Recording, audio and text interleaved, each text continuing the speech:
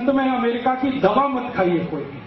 बहुत अमेरिकन कंपनियां यहाँ के दवाएं बेच रही हैं, जैसे विक्स, ये अमेरिकन कंपनी की दवा है विक्स, बेनेड्रिल, और अमेरिकन कंपनी की दवाएं हैं। एली लिली एक बड़ी अमेरिकन कंपनी है, जॉनसन एंड जॉनसन एक बड़ी अमेरिकन कंपनी है, प्रॉक्टर एंड गैम्बल, ये सब दवाएं बेचने आए हैं, धंधा करने।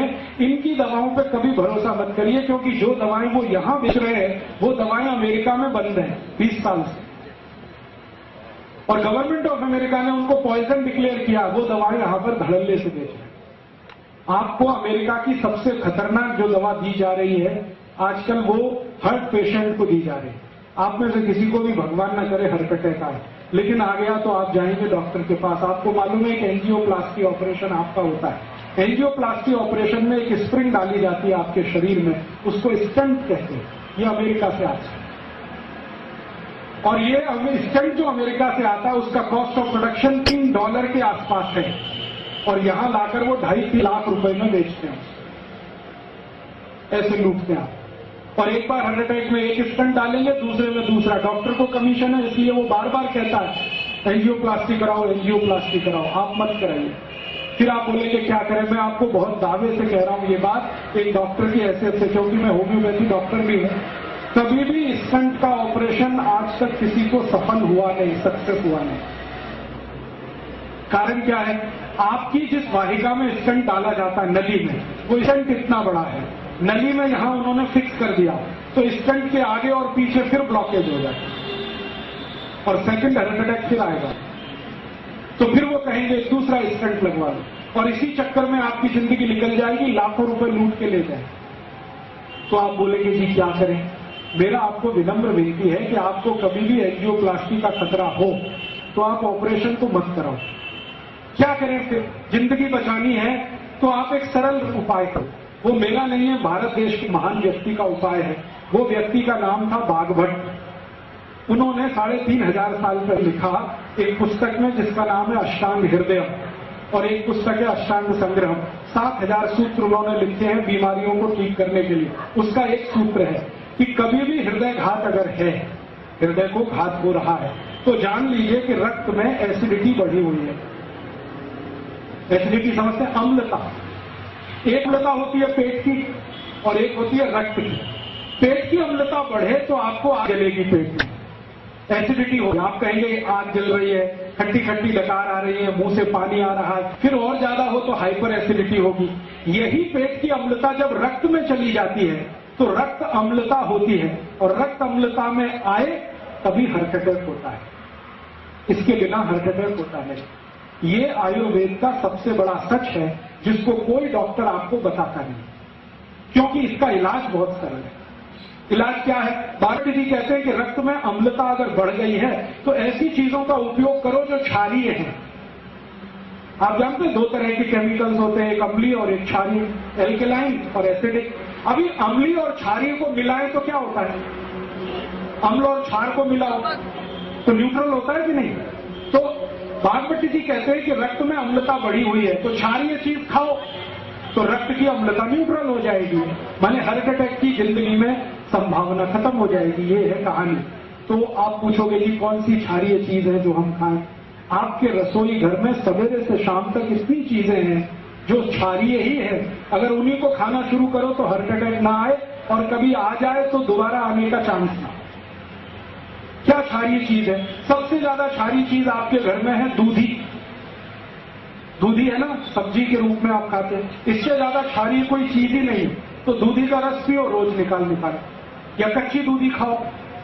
स्वामी रामदेव जी कहते हैं कि नहीं, दूधी का रस पियो। दूधी का 3.25 लाख लोगों को ठीक कर दिया उन्होंने दूधी का रस पिला, और उनमें हजारों डॉक्टर हैं जिनका खुद हार्ट अटैक होने वाला था। वो दूधी का रस पी के आते हैं, क्योंकि मैं हरिद्वार जाता हूं रामदेव जी के यहाँ, तो हजारों डॉक्टर इस देश के वहां जाते हैं, चुपचाप दूधी का रस पीते, 3-3 महीने 4-4 महीने, आके फिर क्लिनिक पे बैठ जाते हैं। वो बताते नहीं हम कहाँ गए थे, वो कहते हम न्यूयॉर्क गए थे, जर्मनी गए थे ऑपरेशन करने, वो रामदेव जी के वहां गए थे। वो 3 महीने दूधी का रस पी के आए हैं, हार्ट अटैक ठीक हो गया है, आके फिर ऑपरेशन पे लग गए हैं। और वो इतने हरामखोर है कि आपको नहीं बताते कि आप भी दूधी का रस पिए। आप तो दूधी का रस पियो। इसको जो रामदेव जी कहते हैं ना, वो भी भागवत जी के ही आधार पे कहते हैं। भागवत जी कहते हैं कि रक्त की अम्लता कम करने की ताकत सबसे ज्यादा दूधी में है, तो दूधी का रस पियो। कितना पियो? रोज 200 मिलीग्राम पी लो। कब पीना? सवेरे पी लो, नाश्ते में। नाश्ते में नहीं तो भोजन के बाद पी लो, आधे घंटे के बाद पी लो। और दूधे के रस की और ज्यादा क्षारपन बढ़ाना हो तो दूसरी क्षारीय चीज हमारे घर में है, वो है तुलसी। तुलसी बहुत क्षारपन है, तो तुलसी का रस मिला दो। और एक तीसरी चीज है, वो क्षारीय है, उसका नाम है पुदीना। पुदीने का रस उसमें मिला दो।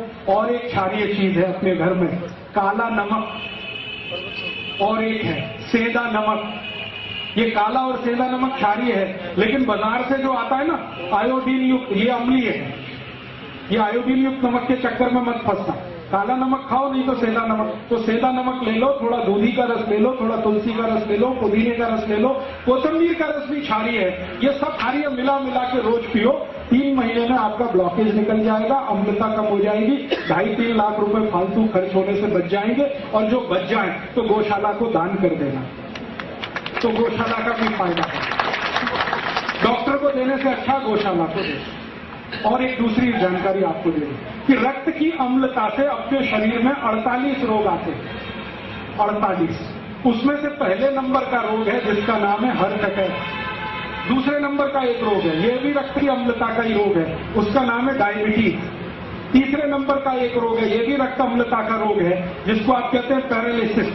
चौथे नंबर का एक रोग है, वो भी रक्त अम्लता का रोग है, जिसको कहते हैं ब्रेन हेमरेज। ऐसे 48 रोग हैं जो रक्त अम्लता से होते हैं। माने रक्त की अम्लता अगर ठीक हो तो 48 रोग ठीक हो जाए। और ये अम्लता ठीक करने के लिए दूधी आपके पास है, कोथिंबीर आपके पास है, पुदीना आपके पास है, काला नमक आपके पास है, सेंधा नमक आपके पास है। और बता दूं, आप में से कोई जैन है, ये उनके लिए नहीं है, अजैन लोगों के लिए बता दूं, गाजर बहुत क्षारीय है। गाजर, भरपेट गाजर खाओ, जब तक मिले खाओ, कद्दूकस में घिस घिस के खाओ, रक्त की अम्लता सबसे कम करती। मूली रक्त की अम्लता कम करती है।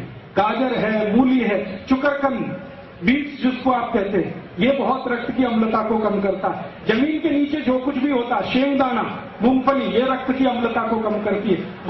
गुड़ रक्त की अम्लता को कम करता है। तो जितनी चीजें रक्त अम्लता को कम करती हैं वो घर में हैं। इनको आप खाते रहोगे तो 48 बीमारियों से बचे रहोगे, फालतू की दवा खाने की जरूरत नहीं।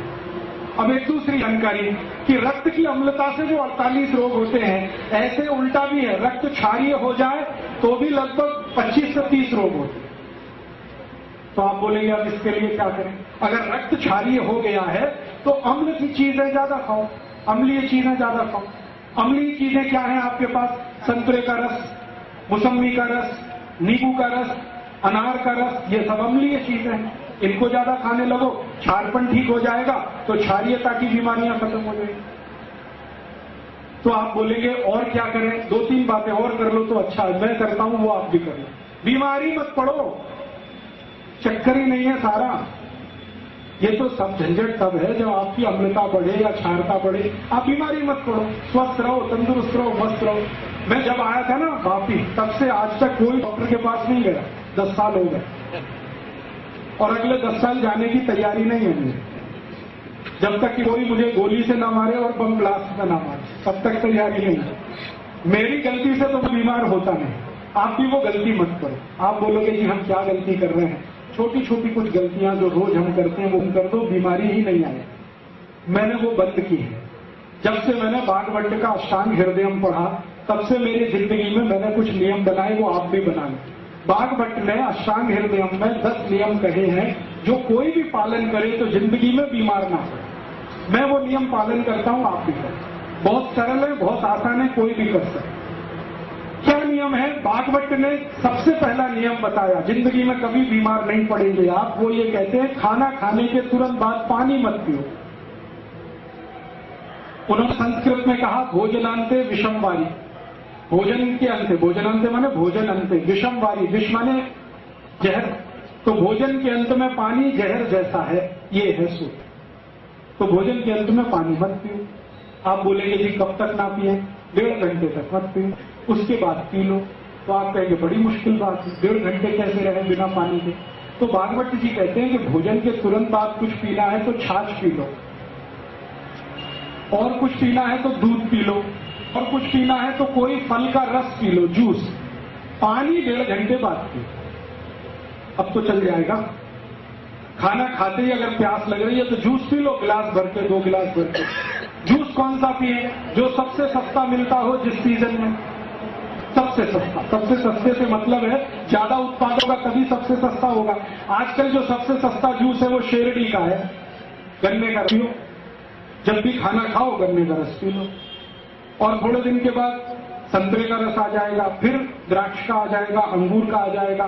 तो जो रस मिलते हैं बाजार में या सीजन के फल हैं वो रस पियो खाने के तुरंत बाद, या तो छाछ पियो नहीं तो दूध पियो। रस पीने का तरीका है सवेरे पीना, छाछ पीने का है दोपहर पीना, दूध पीने का है रात को पीना। खाने के तुरंत बाद दूध पीना है, छाछ पीना, रस पीना है। सुबह खाना खाया तो जूस पीना, दोपहर खाया तो छाछ, रात को तो दूध। अगर पानी पीना है तो 1.5 घंटे बाद ही पीना। क्यों? कारण उसका यह है कि आपने जो कुछ खाया वो पेट में गया, पेट में जाते ही इसमें आग जलती है खाने का पाचन होने के लिए। उसको कहते हैं जठर अग्नि। जठर एक स्थान है जहां पर भोजन जाता है, वहां अग्नि जलती है, जठर अग्नि। इस अग्नि को जलने में 1.5 घंटा लगता है। तो जब तक अग्नि जल रही है पानी मत पियो। अगर पी लिया तो अग्नि बुझ जाएगी, अग्नि बुझेगी तो खाना नहीं पचेगा, खाना नहीं पचेगा तो सड़ेगा। सड़ा हुआ खाना सारे रोग पैदा करेगा जिनके नाम मैंने थोड़ी देर पहले लिए।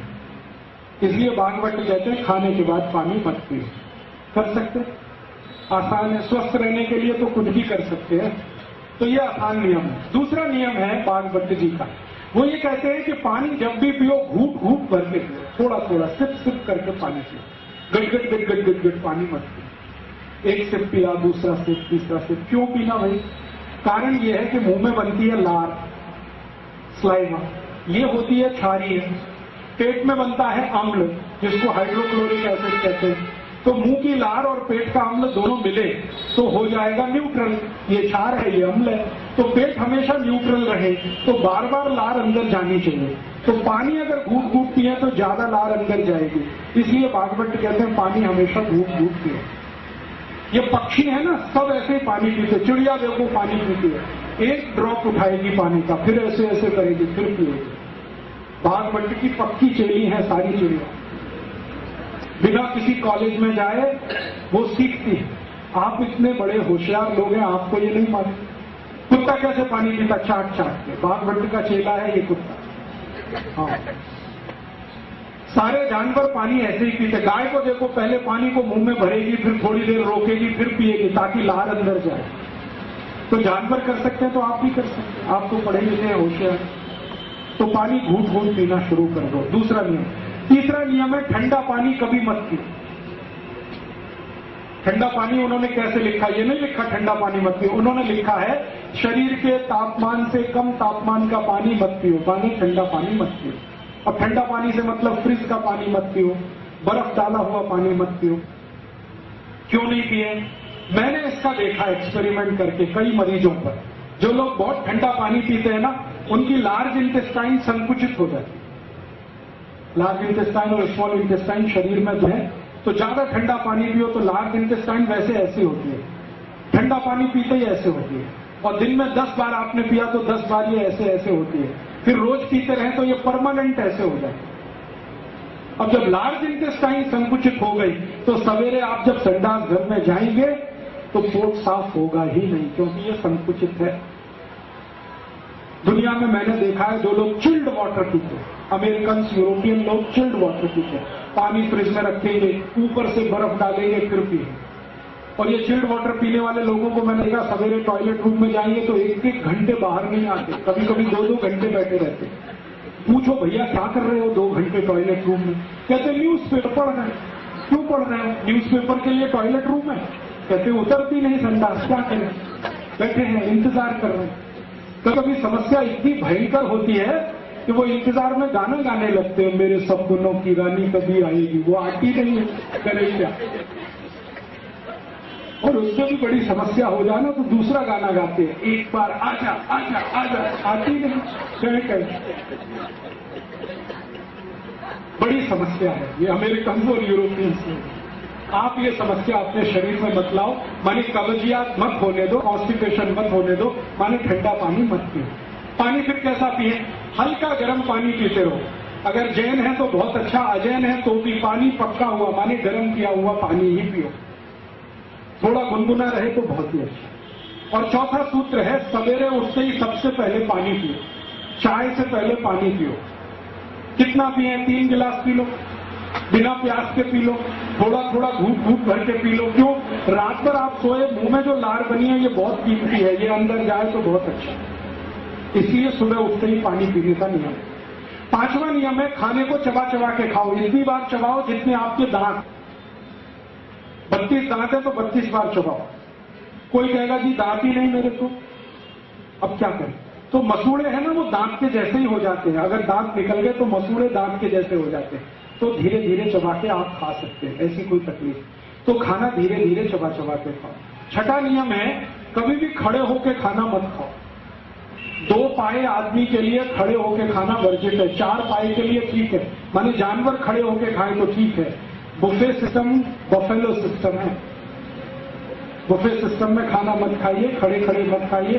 खाना प्लेट में लेके जमीन पे बैठ के खाइए। आप बोलेंगे जी शादी में गए हैं तो क्या, एक प्लेट में खाना लेके कहीं बैठ के खाइए। तो आप कहिए दूसरे लोग हंसेंगे, हंसने दीजिए, वो मूर्ख है इसलिए हंस रहे हैं। मूर्ख लोग बहुत बार हंसते। आप जमीन पर बैठ के खाने लगेंगे, वो भी आपकी नकल देख के करने लगे। तो आप बोलेंगे जी घर में तो डाइनिंग टेबल है, क्या करें, बेच दो इसको और क्या करें। कचरा सब घर में थोड़ी रखा जाता है। आपने कबाड़ कहीं से लाया और घर में सजा लिया तो अब कबाड़ तो कबाड़ ही है ना, वो हीरा सोना पन्ना तो नहीं होने वाला। और डाइनिंग टेबल कितने इलाके में आपने रख के कितना एरिया घेर रखा, जरा सोचो। वापी में 1 स्क्वायर फीट कितने का है? 3000 का 4000, 4000 रुपए स्क्वायर फीट के एरिया को आपने डाइनिंग टेबल से घेर के रखा है, जो बिना किसी काम का। सोचो, दुनिया बुद्धि लगाओ ना, कुछ व्यापारी बुद्धि लगाओ। इतना एरिया कवर करके रखा, इससे अच्छा डाइनिंग टेबल ना रहे तो वो एरिया का कुछ तो उपयोग होगा, बैठने में ही काम आएगा।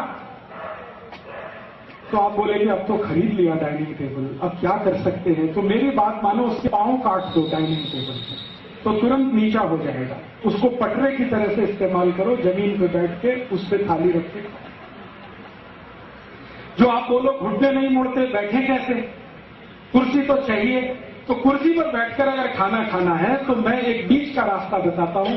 भागवत जी ने वो नहीं कहा, मैं कह रहा हूं कि आप कुर्सी पर ऐसे बैठो जैसे सुख आसन में बैठते, आलती पालती मार के कुर्सी पर बैठ जाओ, फिर खाना खाओ। खाना खाते समय महत्व की बात है जो जाननी चाहिए, वो ये कि हमारी जो नाभि है ना, इस पर धरती का सेंटर ऑफ ग्रेविटी रहना चाहिए, नाभि पर। ये तभी संभव है जब आप जमीन पर बैठे हो। खड़े होने पर सेंटर ऑफ ग्रेविटी डायफ्राम पे आता है। नाभि पर अगर पृथ्वी का गुरुत्वाकर्षण है तो नाभि एकदम सेट रहती है, और खाना खाते समय नाभि सेट रहे तो जठर अग्नि सबसे ज्यादा प्रदीप्त है। इसलिए बैठकर खाना अच्छा है। फिर 7वां नियम है। 7वां नियम है कि कभी भी आप खाना खाएं तो 2 चीजें एक साथ ऐसी मत खाना जो एक दूसरे के विरोधी हैं। जैसे दूध और दही कभी साथ में नहीं खाना, उड़द की दाल और दही कभी साथ में मत खाना। 2 टूटने वाली 2 दाल जिनको द्विदल कहते हैं उनको दही के साथ मत खाना। खाना ही हो तो दही को गर्म कर लेना फिर खाना। कभी भी कांदा माने प्याज और दूध साथ में नहीं खाना। कभी भी खट्टे फल संतरा मौसमी इनको दूध के साथ मत खाना। ये विरोधी चीजें हैं। भागवत ने एक लंबी सूची बनाई है, 103 वस्तुएं हैं जिनको एक साथ ना खाएं तो आपकी जिंदगी में रोग आने ही वाले नहीं। और एक छोटी सी आखिरी बात, दोपहर का खाना खाएं तो 20 मिनट विश्रांति जरूर लें। रात का खाना खाएं तो 2 घंटे बाद विश्रांति लें। दोपहर के खाने के बाद विश्रांति लें तो ज्यादा लेफ्ट साइड में आप करवट रख के सोएं। ये राइट ऊपर रहे, लेफ्ट, इसको वाम कुक्षी कहते हैं। कभी भी वजन नहीं बढ़ेगा, पेट नहीं बढ़ेगा। जो सीधे सोएंगे तो पेट भी बढ़ेगा, वजन भी बढ़ेगा। दोपहर को खाने के बाद हमेशा लेफ्ट में सोएं, और रात को जब सोएं तो 2 घंटे बाद सोएं खाने के बाद। और सोते समय एक चीज का ध्यान रखें कि सिर ज्यादा से ज्यादा पूर्व में रहे, सूर्य की दिशा में रहे, या कोई बहुत इमरजेंसी हो तो दक्षिण में रहे। उत्तर और पश्चिम में सिर करके कभी भी ना सोए। ये 10 नियम हैं, मैं पालन करता हूं, आप भी करो। मैं बीमार नहीं हुआ 10 साल से, आप भी नहीं होंगे, ये मेरी बात है। और जो थोड़ी बहुत बीमारी आज है, आप ये नियम ईमानदारी से कल से शुरू कर दो, 3 महीने बाद आप खुद बताना आपकी बीमारी बिना दवा के फोकट में ही ठीक हो रही है कि नहीं। Acidity, hyper acidity, ulcer, peptic ulcer, एड़ी का दर्द, घुटने का दर्द, कमर का दर्द, ये अपने आप जाए। इसलिए मेरा टारगेट है अमेरिका की दवा नहीं बिके इस देश। एक दवा उसकी न बिके, ये तभी संभव है जहां आप स्वस्थ रहें, तंदुरुस्त रहें, और स्वस्थ रहेंगे तभी सुखी रहेंगे। हमारे यहाँ कहते ना, सर्वे भवन सुखिने सर्वे संतु निरामया। ये सुखी तब होंगे जब निरोगी होंगे। निरोगी हुए बिना कोई सुख नहीं है दुनिया का। करोड़ों रुपए हो और रोग ही रोग है, कोई सुख नहीं है। एक पैसा नहीं है आपके पास लेकिन शरीर के रोग नहीं है, आप बहुत सुखी।